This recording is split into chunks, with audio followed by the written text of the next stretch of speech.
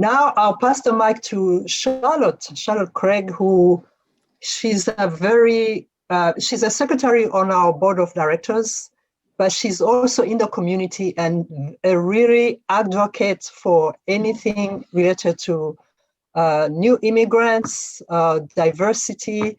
She's really at the center of our work at the Canada for Africa Group. Over to you, Charlotte. And thank you, Rob. I really appreciate you taking the time to meet with us this morning. I've got a pretty long question, so I'm just going to jump right into it. So COVID-19 has made it abundantly clear that international students and migrant and foreign workers play a crucial role in Canada's economy. And the federal government has acknowledged this. The government has also acknowledged we've fallen short by less than half of our immigration goals for 2020. We know these workers and people of color in general are more likely to work low-income, high-risk, essential jobs in the service, agriculture, manufacturing, and supply chain industries. And immigrants represent 1 in 4 frontline workers in the healthcare industry. These workers are vulnerable to exploitation and abuse because of their precarious immigration status, and now they've faced additional risk by working alongside us through a pandemic. Minister Mendicino has mentioned the potential for an immigration pathway specifically for these essential workers. My question is, what can we do to ensure this acknowledgement extends to protecting the rights of these workers and building capacity to fast-track immigration for these hopeful new Canadians?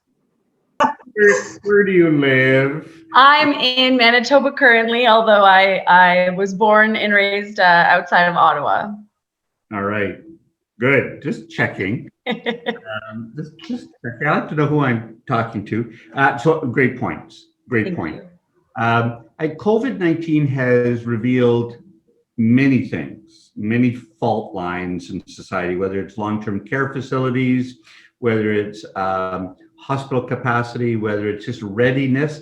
And Canada's not alone. I mean, every country in the world, nobody was preparing for kind of a worst case pandemic, and we got one.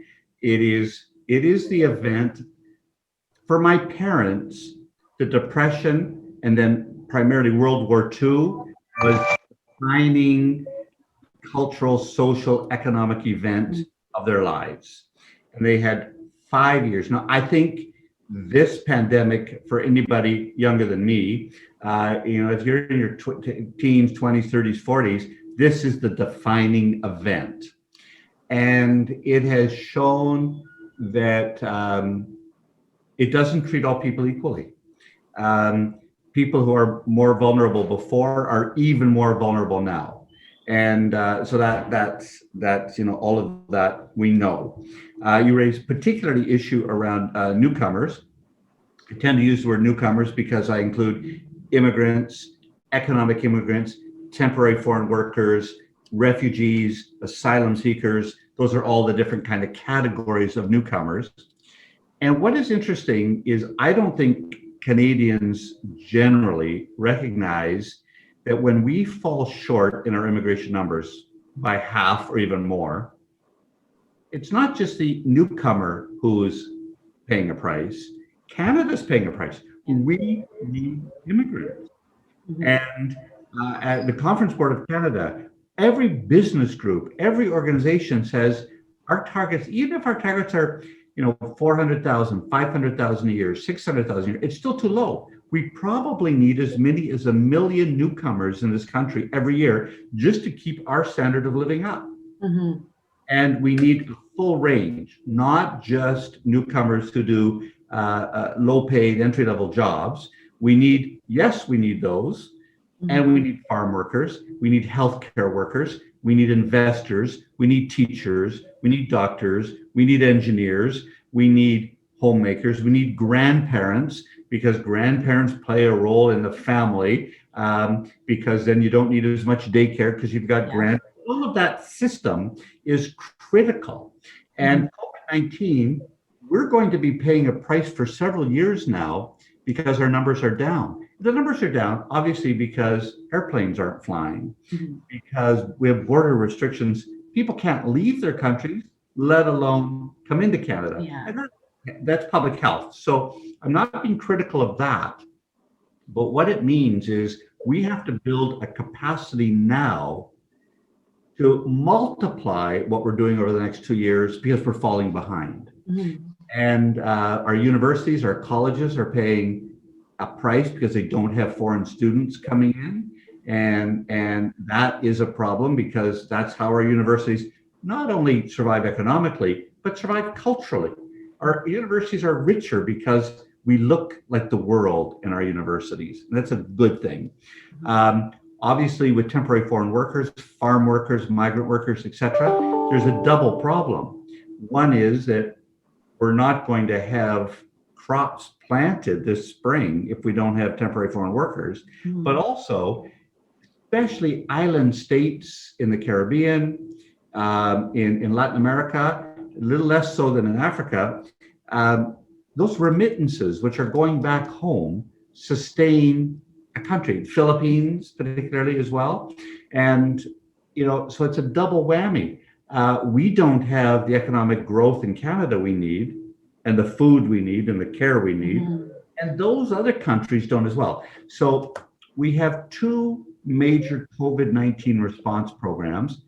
Karina Gould, the Minister for International Development, is working on making sure, whether it's vaccines or economic capacity, because it's a health crisis and an economic crisis, Canada's playing a leadership role in the world to make sure that the recovery doesn't just happen in the North and in the West. The recovery has to happen everywhere. And Minister Champagne is playing a leadership role. I think he had a meeting yesterday of foreign ministers around the world to keep supply chains moving, because that is what keeps the economies of other countries going as well. We need materials and goods, but they need the markets. And so we have a major problem. Minister Mendicino has said that he wants to he has developed a pathway for frontline healthcare workers to get faster citizenship. Yet, I would say it should not just be healthcare workers, but I'm pretty liberal in this sense that I think I was talking to a friend who's actually Nigerian, and we went for a walk on the boardwalk in the beaches in Toronto on Sunday, and he's applying for his citizenship, and he's not working right now due to COVID-19. He got laid off. The fee for citizenship, I don't know, it's like $800 or something, is a barrier to him becoming a citizen. And so I'm going to pay that. I want him to get his citizenship, and we're going to figure that one out. But it also tells us, I don't want barriers to citizenship like that. I want, when people want to come to this country, I want them to be welcomed. I want clean and quick pathways to citizenship, and I want it to be easier. That also means money into immigration and settlement services. That means money into language training. That means money into the kinds of healthcare that you need, particularly, say, for a refugee or refugee claimant, which will be heavier on the mental health needs, post-traumatic stress disorder. We need our immigration and settlement services. They're good in Canada, but they can be better. And we need to have mental health services that are better. And we need to have culturally specific things to help. And this is why I tend to believe in the private sponsorship program for refugees. Not that settlement services don't do well. I've got a big one right here in my riding in Thorncliffe Park. But I want Canadians to own the programs around newcomers. And right now it's sort of professionalized. I mean, thank you, Charlotte, for doing your work.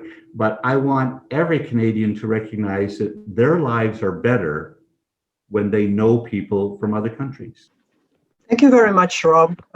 Really, you speak to our heart, and you represent exactly what we try to tell Canadians, our fellow Canadians. We need to bring more of Africa to Canada, and we see the potential that we can share more than what we have already shared. You have talked about the three legs of what we can do, or what Canada does in Africa.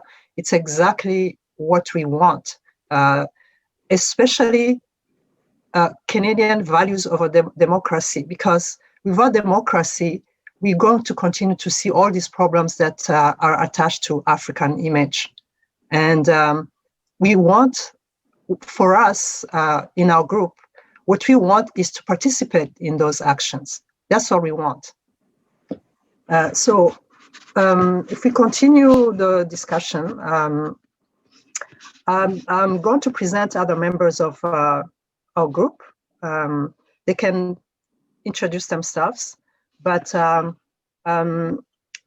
think Janvier has already talked. We can turn to Doji, who has a question regarding, the diaspora here in Canada and what we can do. Doji? Hello, Mr. Oliphant. My name is Doji. I'm from Chad originally. I was born in Chad and then I grew up in Egypt.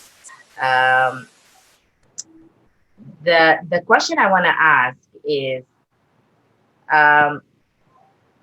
there is great potential exists for Canada to partner up with Africa. What do you think is missing to expand the partnership between the two continents, between the two countries or continents? So first rule is I'm Rob, no Mr. Oliphant. Just let's get that out on the table now. I like that. Whenever I hear Mr. Oliphant, I look for my father hanging around behind me. So out in public, call me Mr. Oliphant, sure, if that helps you. But here in the family, call me Rob. Okay. What's missing? Well, I think what it is more laziness than malintent. I think it's, in terms of economic partnerships, we sit beside the United States and we have an easy route to buy goods. We have a easy route to sell things until we have certain governments that come in place that turn that world upside down. And that's not all bad, because when we look outside of our usual trading partner, which is the United States, and so we start to look to Asia, we look to expanding free trade with Asian countries, we look to Europe, we have historic relationships with China, with England, the UK, and France. So we have an easy European connection. We don't tend to look to South America or Africa quickly. Partly because of distance, it's far, but also because we're just sort of lazy. And I think, I'm not going to pretend there's not systemic racism, because there is. I'm not going to pretend that it's a misunderstanding of Africa as a continent in turmoil. Very few people really understand the richness of Africa. They have a picture of Africa, I don't know, it might have come from a comic book when they were 5 years old, and they've not matured. So what we have to do, I think, is expose, and it's partly what Janvier was saying. I mean, it's partly exposing the culture and the richness, and then exposing the economic opportunity and the fact that when we invest in Africa, yes, it's good for Africa, but it's also good for Canada. Right? It's a win-win situation. So we move out of a kind of a, and I'm clergy, but we move out of being missionaries. I don't want Canadian missionaries, in every sense of that word, going to Africa to kind of help. I'm tired of helping Africa. What it is partnership. Partnership, exactly. Partnership. And so, I mean, Egypt and Chad would be very different examples. Chad is not nearly as far along in development as Egypt is. Now, Egypt has huge disparity with 5 million homeless people and all that kind of stuff, but they have a robust economy and they do business in a fairly Western style. So we have opportunities in Egypt that may be easier than in Chad, because in Chad we have other development issues we're still working on. But that doesn't mean we end there with Chad. We work with Chad to bring it to a place where there is, and I don't measure success in terms of matching our lifestyle, because the reality is it will not be the same. I look at Janvier and just, my God, that name in Canada sounds cold, you know? But in Burundi, Janvier is not cold. Janvier, it's practically equatorial, so it's easy. But Janvier, so it's not going to be the same, and we're going to have a different agricultural role. But we know that some things need to be worked on. Women's rights for women and girls. That's a huge issue, because we know that when a village or a town or a city where women are participating equally, we know that whole village does better. And so that's where our agenda is. But I don't define success as making Africa look like Halifax. I don't think that's success. I think it's helping Africa be the best Africa it can be. And it'll be different.